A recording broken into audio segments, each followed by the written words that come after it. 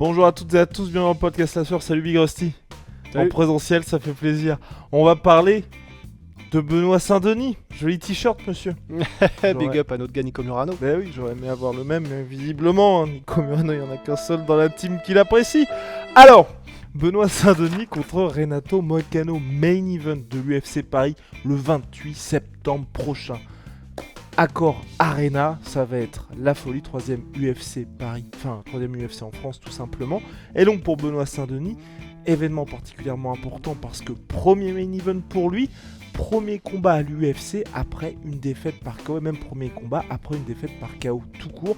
Premier combat sans Daniel Voirin pour lui face à un Renato Moicano qui est en pleine bourre, 3 victoires consécutives, mais, et c'est pas un petit mais, combat prenable largement pour Benoît Saint-Denis. On va décortiquer tout ça avec Big Rusty. Ouais, il est numéro 11 mondial, donc une place devant Benoît au classement de l'UFC, Renato Moicano. Et on va le voir, mais en fait quand on dit qu'il est prenable, il est ultra dangereux, mais il a des choses que peut exploiter Benoît et dont Benoît a les armes pour gagner. C'est parti, générique. Soit.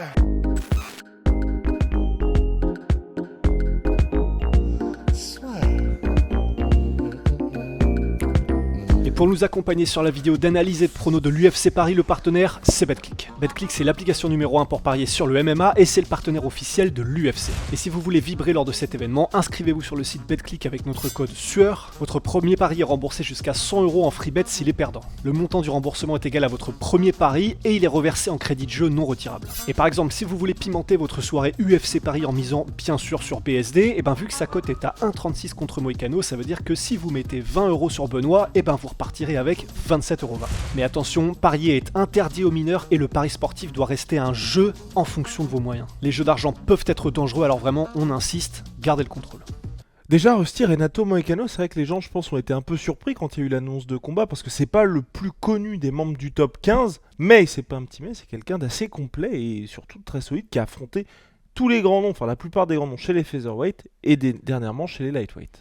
Ouais, c'est quelqu'un qui est bon partout, même s'il est bien meilleur au sol qu'il ne l'est debout, mais il reste très dangereux debout et il a des bonnes transitions, donc il est complet. C'est pas un mec que tu peux facilement et sans difficulté battre dans quelque domaine que ce soit. C'est ça qui va rendre le combat, je pense, assez intéressant.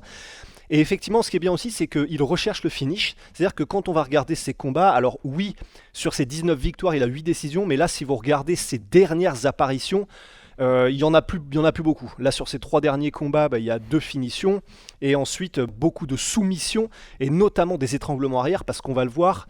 Un des gros trucs où c'est un gros non-non, un big no-no, c'est ne pas lui donner son dos surtout parce que quand il a votre dos, l'étranglement arrière, ça vient très vite. Il est très très efficace là-dessus. Ça, c'est une des plus grosses alertes auxquelles il faudra que Benoît fasse gaffe, effectivement. Effectivement, Big Rusty. Et donc, quand on regarde les cotes, on a un Benoît Saint-Denis qui apparaît comme favori, assez largement d'ailleurs. Est-ce que tu comprends ça, toi ? Ouais, je comprends, parce que c'est vrai que pourtant les dynamiques, comme on l'a dit, Benoît il est sur une défaite contre Dustin Poirier et Renato Moicano il est sur 3 victoires d'affilée. Mais c'est vrai que le style Benoît et le fait qu'il y a uniquement Dustin Poirier qui a été capable de l'arrêter, et en plus on sait dans des conditions spécifiques puisque Benoît était pas super bien en point avec le staphylocoque, font que, vu ce qu'il a fait au reste de la catégorie lightweight, je pense que probablement que les oddsmakers qui font les cotes se disent bon, il faut un Dustin Poirier, c'est-à-dire un mec du 11 de légende pour réussir à arrêter Benoît. Et encore, il a pris le premier round Benoît Saint-Denis. Donc contre un gars comme Renato Moicano, dont on a vu les limites, et on va voir notamment contre Rafael dos Anjos, et ça va être très intéressant ce combat-là, parce que les armes, les kicks de Benoît, le fait qu'il soit gaucher, et les armes du MMA Total qu'a utilisé Rafael dos Anjos, ça va être des énormes pistes fil rouge que peut utiliser Benoît pour gagner. Mais c'est pour ça que ça me choque pas forcément que Benoît soit favori. C'est Benoît, quand il est en forme, c'est un destructeur que personne n'a encore réussi à arrêter chez les moins de 71. Pour le coup. Bah, c'est vrai en soi. Oui, non, non, À part bien sûr Dustin, comme on l'a dit, mais tu oui, vois. non, effectivement, effectivement. Et justement, ça aura son importance. Le fameux Benoît Saint-Denis du premier round. Parce qu'il y a toutes ces questions qui se posent. C'est le staphylocoque de Benoît Saint-Denis qui a eu une incidence évidemment dans le combat contre Dustin Poirier. Et Benoît Saint-Denis qui jusqu'à présent, enfin en tout cas on va dire ses dernières sorties, il avait un premier round qui était complètement destructeur. Et là, moi je me pose la question, est-ce qu'on va avoir un BSD, tu vois, qui est aussi, on va dire, agressif d'entrée de jeu face à Renato Moicano? Bah, je me demande si Benoît sait combattre autrement qu'en étant agressif. Je ne pense pas, et on peut même se poser la question de savoir si Benoît Saint-Denis était beaucoup plus sur la retenue et prudent, est-ce que ça ne le desservirait pas plus qu'autre chose? Parce que comme il est quand même, il est quand même relativement nouveau dans le monde du MMA. Et je crois qu'il a commencé vraiment les sports de combat et le MMA, enfin il avait déjà fait du judo étant petit, mais vraiment en tant que je vais en faire ma carrière, le grappling, je m'y consacre totalement, c'était 2017-2018. Il est quand même relativement jeune dans le MMA, et donc ce qui fait vraiment la différence entre Benoît Saint-Denis, et on le répète à chaque analyse, mais c'est qu'il apporte cette agressivité et cette violence qui est vraiment une arme à part entière et que très peu de personnes, même au plus haut niveau. Et c'est ça qui fait qu'il arrive à déstabiliser, détruire et rentrer et marcher sur les mecs en face. Donc au final, si on avait un Benoît qui était un peu plus, qui essayait d'être un peu plus technicien et propre et sur la retenue, et avec des premiers rounds où il est beaucoup plus dans l'observation, etc., bah en fait, paradoxalement, je pense que ça pourrait être vraiment pire que mieux. Donc j'aurais tendance à dire qu'on va avoir, comme d'habitude, un Benoît qui arrive pour imposer sa volonté et imposer son agressivité, son intensité et son MMA total dès le premier round, parce que c'est là qu'il est le plus efficace tout simplement. Et depuis le combat contre Elizeu Zaleski dos Santos, le premier combat UFC de Benoît Saint-Denis, il n'a pas vu le troisième round. Benoît, victoire ou défaite, et 3 bonus consécutifs pour BSD. Et ce qui est important de dire aussi, c'est que effectivement, il y a le cardio, le fait que ça peut durer 5 rounds, et qu'est-ce que donne un Benoît, en tout cas en bonne forme, sur 5 rounds. Mais ce qu'il faut aussi qu'on garde en tête, c'est Benoît. Donc que ce soit pour Benoît ou pour l'adversaire, parce que quand Benoît commence à enclencher les kicks, à mettre les coups au corps et à faire travailler l'adversaire, c'est pas, enfin, j'allais dire même un Merab-Dvalishvili, bon, faut voir, mais il creuse le cardio de son adversaire aussi. Donc si jamais Benoît est crevé au 5e round, j'ai quand même énormément de peine à croire que son adversaire le sera pas encore plus, vu l'intensité que va lui imposer Benoît. Mais ce serait intéressant de voir si le combat dure. Et tu vois, ça fait partie de ces choses à la manière de Francis quand il a pu montrer sa lutte, où aller à la décision, tu vois, de cocher cette petite case. C'est sûr. Bon bah BSD dans les derniers rounds, voilà ce que ça donne. Je sais pas si je peux dire que je suis un petit peu mal à l'aise avec Sabir Rusty, mais c'est vrai que là, comme d'habitude, on parle du striking, on parle du sol, mais là on peut s'attendre à un combat qui va aller dans tous les sens. Et Ouais. c'est vrai que, bon, on va en parler parce que c'est un point qui est important, c'est justement le sol de Renato Moicano, où effectivement, il est très dangereux, mais c'est pas comme si BSD était en reste dans ce domaine-là. En fait, c'est ça qui va être très intéressant, et j'ai vraiment hâte de voir si ça va au sol, comment ça va se passer, parce que... Et c'est pas un petit si, hein, le fait que ça aille au sol. Et c'est pas ou un petit si. Parce que les deux, c'est vraiment marrant, parce que sous beaucoup d'aspects, ils ont un style qui est assez similaire, Renato Moicano et Benoît Saint-Denis, parce que ce sont des gars qui avancent constamment et qui essaient de progresser vers un finish, et ce sont des gars qui ont un bon striking, mais dont clairement tu as l'impression que c'est vraiment au sol qu'ils font le plus de dégâts et qui font le plus. C'est là où ils vont le plus vers la finition, même si bien sûr il y a eu le KO de Matt Frevola pour Benoît Saint-Denis, mais quand on voit le MMA total que fait Benoît et qu'il a réussi à faire ce qu'il a fait contre tous ses autres adversaires, c'est-à-dire il leur fait mal debout et à un moment donné il leur plonge dans les hanches ou les amène contre la cage, il les met au sol, il les démonte, il les ponce, et ensuite soit il va vers la finition, soit il continue pour les mettre TKO. Et c'est vrai que c'est assez intéressant parce que leurs manières de faire sont très similaires avec Renato Moicano, c'est-à-dire que il strike et ensuite il casse la distance et il rentre avec ce qu'on appelle un body lock, c'est-à-dire ils vont enserrer de leurs bras la taille de l'adversaire. Et donc ça peut être à partir du clinch, ça peut être en contre où l'adversaire va leur mettre une combinaison en anglaise et en même temps ils vont les timer, donc avoir le bon timing pour passer en dessous de la combinaison en anglaise, enserrer leur taille avec les bras, et ensuite ce que aime beaucoup faire Renato Moicano et que fait aussi Benoît Saint-Denis, c'est ce que disait Daniel Cormier, en fait tu les bouges, tu les brinque-balles de direction en direction, et en mettant des obstacles avec des pieds, des balayettes, des trucs pour les saturer d'informations et réussir à les dépasser à un moment donné sur un changement de direction brutal qu'ils n'ont pas venir avec un obstacle, et tu les mets au sol. Et ils font quasiment exclusivement que ça l'un et l'autre pour mettre au sol. C'est pas des gros double legs comme Georges Saint-Pierre. Et les deux aiment travailler à partir aussi du clinch, c'est-à-dire que t'es jamais serein de quand est-ce que le mec va te coller pour te mettre au sol, casser la distance. Et c'est ce qui fait que les deux font un peu douter leurs adversaires debout, parce que Benoît Saint-Denis et Renato Moicano ont cette capacité à, tu sais jamais quand est-ce que ça strike, mais le mec va te choper l'arrière de la tête ou va te plonger dans les hanches pour faire du clinch, pour mettre des genoux, etc. Donc c'est vraiment, ils ont cet art l'un et l'autre du MMA où ils travaillent tout en même temps. C'est jamais que complètement du striking ou machin et ensuite de la lutte, et c'est ça qui est vraiment très intéressant pour les deux. Donc ça c'est pour les transitions, leur manière de mettre au sol. Ils aiment beaucoup aussi les deux mettre la pression pour que l'adversaire soit dos à la cage et donc il n'ait plus de chemin de retraite à part latéralement, et c'est là où ils avancent et ensuite ils travaillent en les ponçant contre la cage, le dos contre la cage.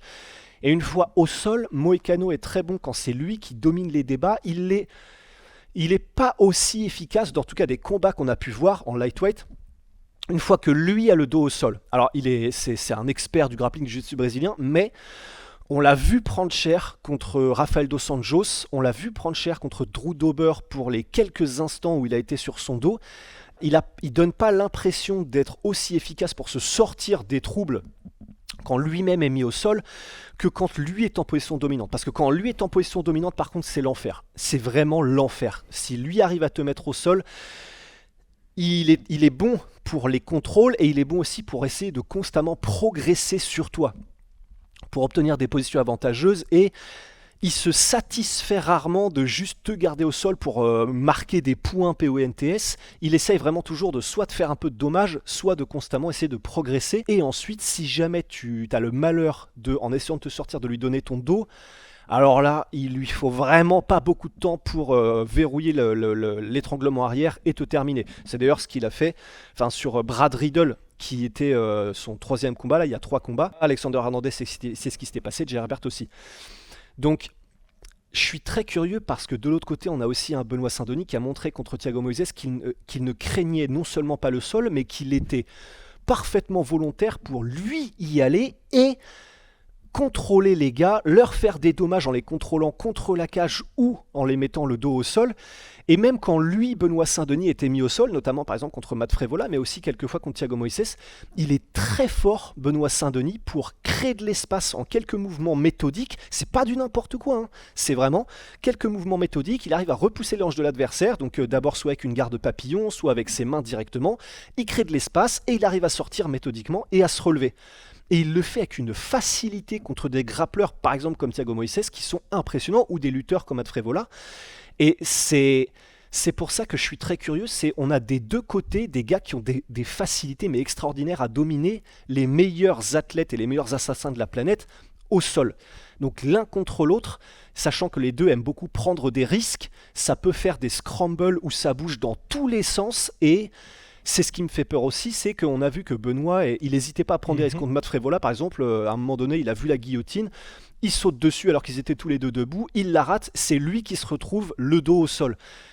Contre un gars comme Moicano, prendre des risques comme ça peut être extrêmement dangereux. Mais voilà, jusqu'à maintenant, au sol, comme on n'a jamais vu Benoît trop en danger, même lors des tentatives de soumission, de clé de jambe et tout de Moïse, je ne sais pas qui aura l'avantage au sol. Je sais vraiment pas. Eh bien, je partage ton avis, Russ, mais en tout cas, c'est rassurant parce que l'endroit où, sur le papier, il est le plus dangereux, Moicano, on est sur un 50-50. Ah ouais, vraiment. Et la question que je me pose aussi, c'est quand je vois tout ça, est-ce que seulement BSD aura besoin d'utiliser son sol contre Renato Moicano? Et c'est pour ça que moi j'ai du mal à voir un combat, on va dire, disputé entre les deux hommes, parce que je pense que BSD debout, quand on regarde un peu les défaites de Renato Moicano, c'est un peu le même schéma qui se reproduit quand il est dominé de cette manière, et je pense que BSD peut le faire aussi. Il peut aussi, mais en fait c'est assez étrange parce que du coup d'avoir regardé les derniers combats et les combats de Benoît Saint-Denis et de Renato Moicano, en fait il reste quand même debout, dangereux, Moicano. C'est ça qui me fait un peu flipper, c'est que, et c'est pour ça que quand on disait que les deux ont des styles similaires, on sait que les deux sont, c'est quasiment que 100% attaque. Enfin, c'est un peu comme Poatan, tu vois. C'est vraiment, t'as l'impression que dans les points de compétences RPG, dans la création de personnages, ils ont vraiment mis tout sur l'attaque pour les deux. Et c'est pour ça que ça me fait flipper, c'est que il est perméable debout, Renato Moicano, parce qu'il bouge pas beaucoup sa tête. Il a mis de temps en temps des jolis contres avec esquive et remise, par exemple contre Alexander Hernandez, mais c'est quand il était un peu en contrôle du combat. Et contre les autres adversaires qu'il a affrontés, il a plutôt généralement pris cher debout, Renato Moicano, parce qu'il est assez classique et prévisible dans sa manière de striker. Rien de flamboyant, il utilise beaucoup de directs, de temps en temps des uppercuts, et d'ailleurs il faudra faire attention à ça aussi avec des genoux qui met, mais sinon il est assez classique, et en défense il est perméable. Il prend surtout... beaucoup de coups, Vas-y. il bouge pas beaucoup la tête, et c'est ce qui fait qu'il en prend. Et surtout, et ce que je voulais dire aussi, c'est surtout, c'est pour ça que c'est peut-être en ton pleuil cette analyse-là, c'est que BSD, comme tu as dit, est assez frais dans sa carrière, et pour l'instant, fighter élite de chez Elite, BSD n'a affronté seulement Dustin Poirier. Alors que c'est vrai que Renato Moicano, quand on regarde ses défaites, oui, il y en a plus, mais il a affronté des anciens champions ou des véritables légendes. Donc c'est pour ça aussi que, tu vois, on peut, je vais pas dire être un peu plus dur avec Renato Moicano, mais c'est vrai que, enfin, on va dire qu'en termes d'échantillonnage, bah, t'as quand même du très très très lourd qui s'est frotté à lui. Bah, c'est sûr. Et c'est pour ça que on va parler du combat je pense qu'il peut être très intéressant contre Rafael dos Anjos. Mais c'est pour ça que même je préférerais presque que Benoît fasse ce qu'il fait d'habitude si c'est possible, parce qu'en réalité c'est pas comme si ça allait être une autoroute debout, parce que Benoît fait très mal debout. Quand il passe en mode, comme dirait John Gooden, quand il passe en mode guerre, il est absolument terrifiant, notamment avec les body kicks et les high kicks de manière générale, puisque les deux auront une garde inversée, et c'est là où Benoît fait le plus de dégâts avec ses jambes. Mais malgré ça, dans des échanges en anglaise par exemple, même s'il a une défense qui est perméable, il a pris des knockdowns Renato Moicano, même récemment, par exemple contre Jalin Turner, malgré tout, tu prends des risques parce qu'il a les mains lourdes aussi. Rafael dos Anjos, il y a des échanges où quand ça se prolongeait un peu trop en anglaise, il en prenait aussi, et des bonnes quoi. Et c'est pour ça que comme on sait que Benoît, pour l'instant en tout cas, il est que en mode full attaque, et que voilà, il a parfois un peu les mains basses, et puis que parfois dans les échanges il en prend aussi, ça me ferait un peu peur si vraiment il ne misait que sur le striking, surtout quand on sait que ce qu'a fait Rafael dos Anjos, c'est vraiment du MMA total, où il saturait aussi d'informations, et il faisait des mises au sol, et il faisait du clinch, et ensuite il ressortait, il ne forçait jamais rien, il était vraiment en flow total en mixant toutes les disciplines du MMA, et avec un style dont peut vraiment s'inspirer Benoît, parce qu'au-delà du fait qu'ils sont gauchers tous les deux, RDA, et que RDA a aussi utilisé ses kicks, ils ont cette maîtrise du MMA total les deux, et c'est là où est le meilleur Benoît, et je pense que c'est avec ça qu'il pourrait faire son meilleur taf contre Moicano, pas juste en striking, tu vois. Est-ce qu'on passe au pronostic?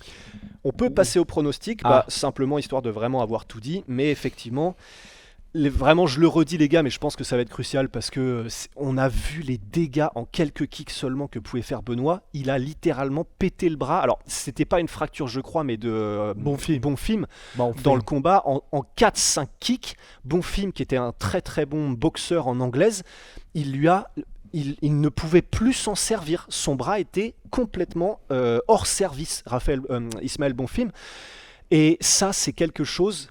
C'est difficile de le contrer en fait, parce que tu peux dire je vais essayer de le choper, tu peux dire je vais essayer de casser la distance quand il va être ses kicks. Ouais, mais il y a quand même une différence effectivement entre le faire et quand t'as Benoît qui en a mis 2 et tu sens déjà plus ton bras nerveusement, c'est quand même pas la même. Et ça, tu vois, le combat contre Turner, le combat commence, Turner qui est un gaucher aussi, le combat commence et en 2 kicks, Jalin Turner avait mis en 7 secondes, en 7 ou 10 secondes, il avait mis déjà dans le mal Moicano avec un middle kick et un front kick au foie. Donc ça vraiment, je pense que ça peut être une énorme arme que n'a pas Moicano. Il met des bons kicks, mais c'est pas aussi destructeur. On a vu Rafael dos Anjos lui mettre des high kicks et qui passaient assez souvent aussi, donc ça c'est vraiment quelque chose qu'il peut utiliser.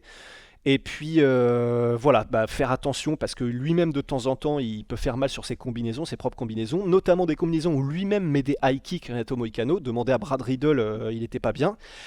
Et puis sinon, on sait qu'il peut aller dans un état de flow, Benoît, où il met son adversaire tellement sur la défensive que l'adversaire ne peut plus s'exprimer. Et même s'il est important de noter que Moicano avait pris le combat contre Rafael dos Anjos en short notice, dès le premier round, il est un peu dépassé par le MMA de Rafael dos Anjos. Et je pense qu'il y a vraiment énormément de choses. dont pour le coup les mouvements de tête dont peut s'inspirer Benoît, parce que c'est con, mais comme il fait beaucoup d'attaques en direct Renato Moicano, simplement de rajouter des mouvements de tête, ça a fait des miracles, et vraiment c'était magnifique pour Rafael dos Anjos. J'avais marqué, il a harcelé le harceleur, racketté le racketteur. Et on va mais, racketter le En racketteur. tout cas, c'est vraiment un petit peu ça. Il lui a vraiment fait la totale, sans jamais rien forcer. Et puis voilà quoi, tout simplement. Alors faut dire que c'est un énorme dur à cuire, hein, quand même, Moicano. Il n'abandonne jamais. Combat contre Rafael dos Anjos. Voilà, le combat contre Rafael dos Anjos. Quand je vous dis qu'il se fait poncer en masterclass pendant 3 rounds, c'est beau, hein, de la part de Rafael dos Anjos. 5 rounds. Mais ouais, bah en fait 3 rounds, et à partir du 4ème, il commence à revenir alors qu'il a un œil qui est littéralement qui est fermé. Le mec, il a pris je ne sais combien de coups, dont des coups au corps. Il s'est fait balader dans tous les domaines par dos Anjos, même au sol, hein, en clinch partout, là où il était bon. Et il revient au 4ème et 5 rounds, et parce que attitude, parce que refus d'abandonner, il arrive à toucher dos Anjos et à le mettre mal aussi. Et c'est pour ça que c'est chaud, c'est que voilà, faut vraiment se dire que faut le terminer, Moicano, mais c'est pas facile, à moins d'être un Fiziev qui l'a éclaté, mais sur un enchaînement, mais c'est Fiziev. Terminer Moicano en lightweight, c'est extrêmement compliqué, il n'y a que Fiziev qui l'a fait, et il n'abandonnera jamais, et il restera toujours dangereux. Ça va faire un combat ultra spectaculaire, mais faut le savoir, ça va être 2 chiens de guerre, quoi. Et même, je sais pas si t'en avais parlé, le combat aussi contre Jalin Turner, ouais, c'est ça. Ouais, c'est ça, Jalin voilà. Turner, où il prend un énorme knockdown à la fin du premier round. Jalin Turner, on a l'impression qu'il commence à avoir chopé un peu le timing, justement, des arrivées comme ça, où il va essayer de le choper et de faire son bodylock. Et en fait, Jalin Turner, à la fin du premier round, il le met knockdown, mais énorme knockdown, sauf qu'au lieu d'essayer de le terminer au sol, parce qu'il reste un tout petit peu, il reste quelques secondes, il fait une espèce de walk-off où il se retourne et il repart. Il célèbre. Il célèbre alors qu'il n'a terrible. pas terminé Moicano, et en fait, début de deuxième round, Moicano, très très loin d'avoir abandonné, le met au sol avec la classique Moicano donc, et la classique BSD. Il arrive, il le presse contre la cage, il plonge dans ses hanches, boum, bodylock, et ensuite il le fait tomber, et ensuite il travaille, et puis il le termine au sol, quoi. Moi, je pense que les coachs de Jalin Turner ont dû lui passer un sacré savon après cette défaite. Oh là là, oui, j'étais en train de Justement, me demander comment on En allait parlant le de faire. savon, le SAS, le savon, que l'on fait Tiens, avec montre-le Benoît même Saint-Denis. Ah voilà, la magnifique caméra disponible sur onei.fr comme toujours. Bah voilà, hein, c'est écrit sur le savon tactique par Benoît Saint-Denis. Oui. Je plaisante évidemment. Bien, on va passer au pronostic. Ah oui, et point important, pardon, je voulais juste terminer là-dessus. Première défaite pour BSD par KO. BSD qui avait cette réputation, hein, véritablement, d'avoir un manteau en adamantium qui est capable de résister à tout. Comment va approcher BSD avec sa nouvelle team, plus ce qui s'est passé contre Dustin Poirier au mois de mars dernier. Avec Rusty, on était assez content de voir qu'il avait attendu Benoît, et effectivement qu'il ne revenait pas cet été, mais bien fin septembre, face à Renato Moicano pour recouvrer toutes ses capacités. Donc c'est toujours intéressant de voir comment un combattant va revenir. Rusty et moi, on a envie qu'on ait un BSD qui fasse du BSD, mais c'est vrai qu'on pourrait avoir un combattant différent. Moi, je pense pas, parce qu'il a traversé des choses, que ce soit dans sa carrière d'avant ou même dans le MMA, qui montrent que le mec mentalement est absolument incassable. Mais voilà, on pourrait peut-être avoir un BSD différent. Place au pronostic. Ouais, au pronostic. Allez, Juste histoire qu'on ait tout allez, dit. juste Qu'on ait histoire, tout dit. histoire. Mais oui, voilà. Et simplement aussi, là où je pense qu'il peut faire vraiment des belles dégâts. être dans ses œuvres, BSD, c'est ce qu'a beaucoup fait Rafael dos Anjos aussi, c'est des mises au sol en timing. Et c'est bête à dire, mais il en a mis 5 ou 6 dans le combat contre Moicano, ou juste quand Moicano, parce qu'il est assez classique et prévisible dans son anglaise et dans ses attaques, en fait, les moments où il attaquait, où il tentait des combinaisons, il utilisait ces moments-là pour plonger dans les jambes sans effort, utiliser l'inertie des deux combattants pour mettre Moicano au sol, et ensuite faire du dégât. Et ça, c'est un truc que fait tellement bien BSD, notamment contre Bonfim, il l'a fait aussi, exactement dans les mêmes conditions, que vraiment, je pense que ça aussi, ça peut être quelque chose sur lequel Benoît fait vraiment une espèce de masterclass. Et simplement, voilà, c'était pour le dire. Et c'est parti. Los Pronosticos, et vous savez, vous aussi, vous pouvez tenter de devenir le meilleur pronostiqueur de France sur le site lospronosticos.fr, où tout le monde s'affronte lors des UFC, Bellator, Glory, et j'en passe, et même les événements de boxe anglaise. Vous pouvez faire vos pronostics. Rusty, ton ultime bafouille. Je vais mettre BSD, et je vais mettre BSD par TKO. C'est parce que tu me disais avant. Je vais mettre BSD par TKO au deuxième round. Il m'énerve. Il m'énerve, bah moi aussi j'ai BSD, BSD KO. KO, non je pense qu'il... allez, BSD KO deuxième round aussi, je pense que ça va être trop, tout simplement pour Renato Moicano, et qu'ensuite on passera au suivant, et j'espère que le suivant sera Raphaël Fiziev pour Benoît Saint-Denis. Voilà, n'hésitez pas à mettre vos pronostics en commentaire, et puis comme à chaque fois, hein, l'heureux élu, s'il y a quelqu'un qui ne se trompe pas, on lui enverra un petit quelque chose. Mais Rusty, on a tout fait? On a terminé? Ouais. Allez, on se retrouve très vite.